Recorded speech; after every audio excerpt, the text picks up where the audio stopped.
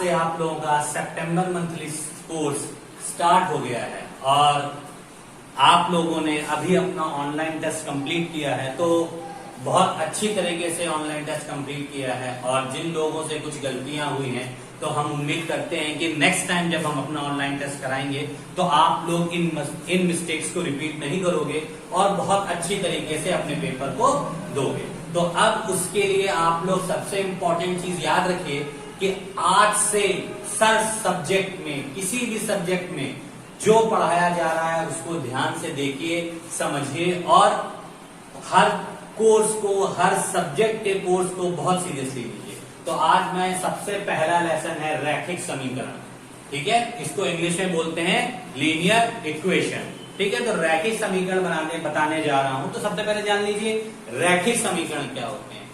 जो एक चर पद वाले समीकरण होते हैं वो रैखिक समीकरण कहलाते हैं।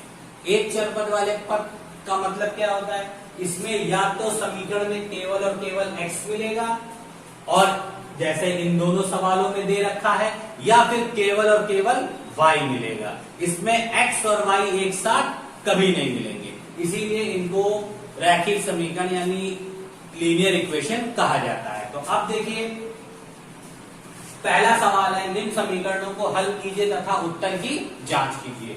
तो पहला क्वेश्चन है आपका 6x + 7 अपॉन x + 2 = 5। तो हमको पता है इस संख्या के बटे में कोई संख्या नहीं लिखी है, इसीलिए इसके बटे में हम क्या मान लेते हैं, 1 मानने के बाद = का साइन लगा है तो हम इसमें तिर्यक गुणा, या मैंने आपको बोला था नॉर्मल लैंग्वेज में कैंची गुणा, मतलब 1 का मल्टीप्लाई इसके साथ और इसका मल्टीप्लाई इसके साथ, इसको हम समझाने के लिए आप लोगों को बोलते हैं कैंची गुणा। तो अब देखिए इसमें ब्रैकेट्स का यूज अगर अच्छी तरीके से आप करेंगे तो ये सम्स कभी गलत नहीं होते, बहुत इजी होते हैं ये। देखिए मैं 1 का मल्टीप्लाई इस पूरी डिजिट के साथ करूंगा और यहाँ पे 5 का मल्टीप्लाई इस पूरी डिजिट के साथ करेंगे। ब्रैकेट का यूज जरूर करना है। देखिए कैसे किया मैंने 6x + 7 लिखा और ब्रैकेट लगा के यहाँ मल्टीप्लाई में 1 लिख दिया, फिर = का साइन लगाया। अब यहाँ पे x + 2 लिखा और ब्रैकेट लगा के यहाँ मल्टीप्लाइड बाय 5 लिख दिया, ठीक है। अब जैसे कुछ बच्चों के मन में डाउट हो रहा होगा कि सर आपने ब्रैकेट क्यों लगाया। अच्छा एक बात याद रखिएगा, इस 5 का मल्टीप्लाई इन दोनों डिजिट के साथ होना है, ठीक है। अगर आप ब्रैकेट नहीं लगाते हैं, देखिए अगर आप डिजिट को इस तरीके से लिख देते हैं तो जो एग्जामिनर होगा, जो हम कॉपी चेक करेंगे तो हमको क्या लगेगा कि इस 5 का मल्टीप्लाई केवल किसके साथ किया जा रहा है, 2 के साथ, बल्कि इस 5 का मल्टीप्लाई इस पूरी डिजिट के साथ हो रहा है, इसीलिए यहाँ पे ब्रैकेट लगाना कंपलसरी होता है, ठीक है। अब देखिए मल्टीप्लाई करिए, 1 का 6x में मल्टीप्लाई करेंगे 6x आएगा, फिर प्लस का साइन, 1 का 7 में मल्टीप्लाई करेंगे 7 आएगा, = का साइन लगाएंगे, फिर 5 का x में मल्टीप्लाई करेंगे तो 5x आएगा, एंड 5 का जब 2 में मल्टीप्लाई करेंगे तो 5 × 2 = 10 आएगा। जिस तरीके से हम लोग, ये लाइन आप लोग कंफर्म हो गई। अब देखिए क्या करते हैं, जिस तरीके से हम लोग क्लास 7 के बच्चों को एक क्लास में बैठाते हैं, क्लास 8 के बच्चों को एक क्लास में बैठाते हैं, तो वही चीज इसमें करनी होती है। X क्लास वाले बच्चों को एक साथ लिखना होता है और बिना X क्लास वाले बच्चों को एक साथ लिखना होता है। देखिए ये X वाली डिजिट है और एक ये X वाली डिजिट है, तो इसको उठा के इधर ले आइए और ये 7 को उठा के उधर ले जाइए। क्यों, 7 बिना x वाली डिजिट है जो किसके साथ रहना चाहेगी, 10 के साथ, और 5x वाली डिजिट है जो किसके साथ रहना चाहेगी, 6x के साथ। तो 5 को जम कराएंगे तो 6x, ये डिजिट प्लस की है, = जम करेगी तो माइनस की बन जाएगी और ये = का साइन आ गया। अब जब 7 को जम कराएंगे तो 10 - 7। देखिए जिस डिजिट ने जंप किया है उसी का साइन चेंज होगा।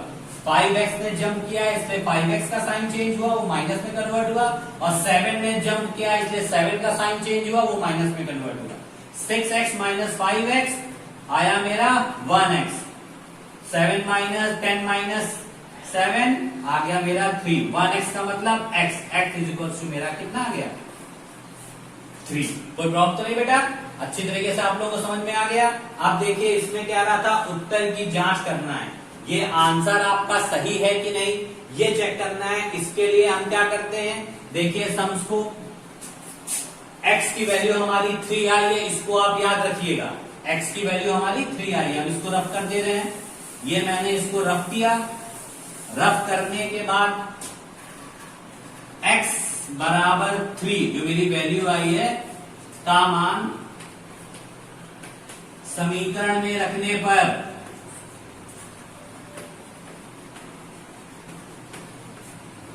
देखिए रखिए, कैसे रखेंगे, 6 ऐसे लिखा है, उसके बगल में x, मैंने बोला था हर चीज ब्रैकेट में लिखनी है, तो देखिए ब्रैकेट में मैंने 3 लिखा प्लस 7, फिर अपॉन x की वैल्यू यहां भी 3, इसको भी ब्रैकेट में रखिए, प्लस 2 इज इक्वल्स टू 5, 6 3 जा 18 प्लस 7 और 3 plus 2 is equals to 5, 18 plus 7 25, 3 2 5। आप देखिए आया हमारी 25 अपॉन 5 इज इक्वल्स टू 5। अब 5 से 5 कट कर दिया तो 5 5 से 25, 5 इज इक्वल्स टू 5 लिखेंगे।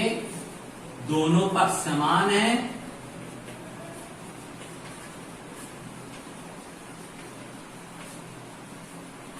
अतः आपका उत्तर सही है।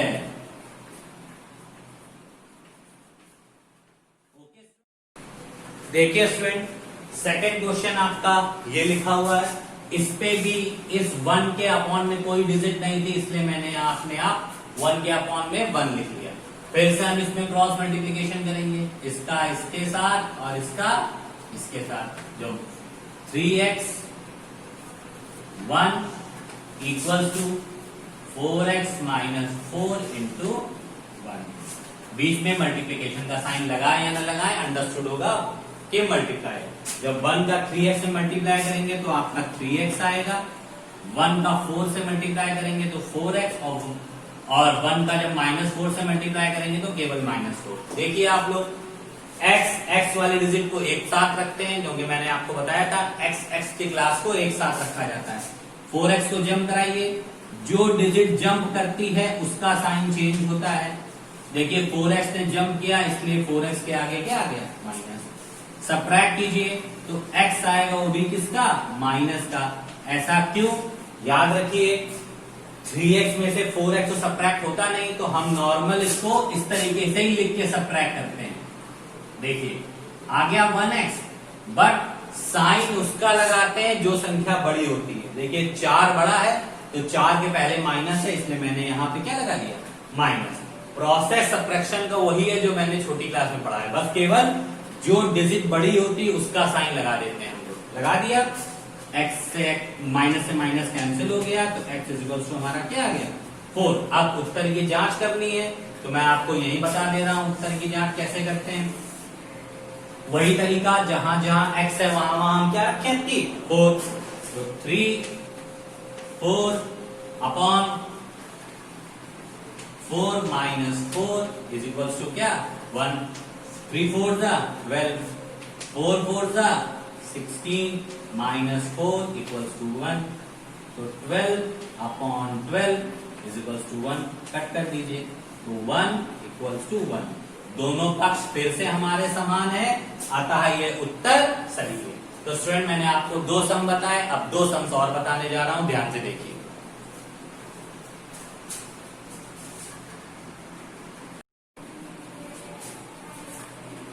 देखिए स्टूडेंट, 2 सम्स हमने आपको और सॉल्व करने के लिए लिख रखे हैं बोर्ड पे, जिससे आपको चीज अच्छी तरीके से और समझ में आ जाए।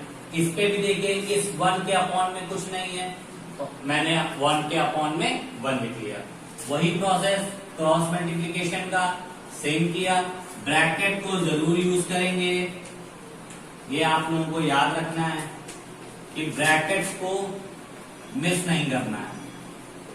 ये देखिए कर दिया, 1 का मल्टीप्लाई 16 के साथ करिए तो 16x 1 का मल्टीप्लाई -24 के साथ किया तो -24, 1 का मल्टीप्लाई 8x के साथ किया तो 8x, 1 का मल्टीप्लाई 24 के साथ किया तो 24। ठीक, अब वही बात x एक तरफ कर लीजिए, तो 16x तो मैंने ऐसे ही लिखा रहने दिया, इसको उठा के इधर लाए, माइनस का हो गया क्योंकि जो डिजिट जंप करती है उसका साइन चेंज होता है।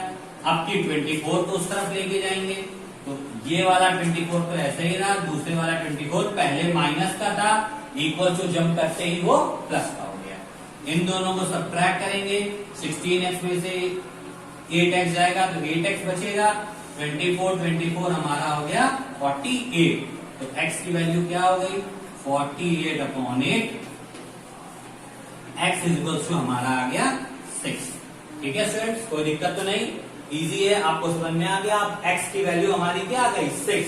अब उत्तर की जांच कैसे करनी है, तो देखिए मैं आपको फिर बताने जा रहा हूं। उत्तर की जांच करने के लिए x की वैल्यू याद रखिए 6 आई है, सॉल्यूशन मैंने पूरा कर दिया है, रब करते हैं इसको। अब देखिए जहां जहां हमारा x है वहां वहां हम क्या रख देंगे 6, x बराबर 6 रखने पर देखिए 16 bracket upon 8 6 is equals to 1। ठीक है, 1 लिखिए या 1/1 लिखिए, आप कुछ भी लिख सकते हैं। 16 6 96 -24, 8 6 48 प्लस 24 इक्वल्स टू 1। अब मैं इसको यहां कर रहा हूं,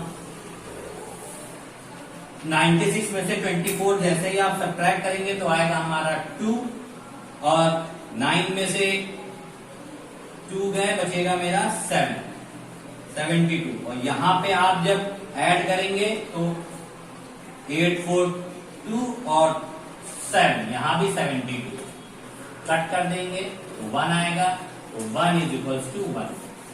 फिर क्या लिखेंगे, चूंकि दोनों पक्ष समान है, अतः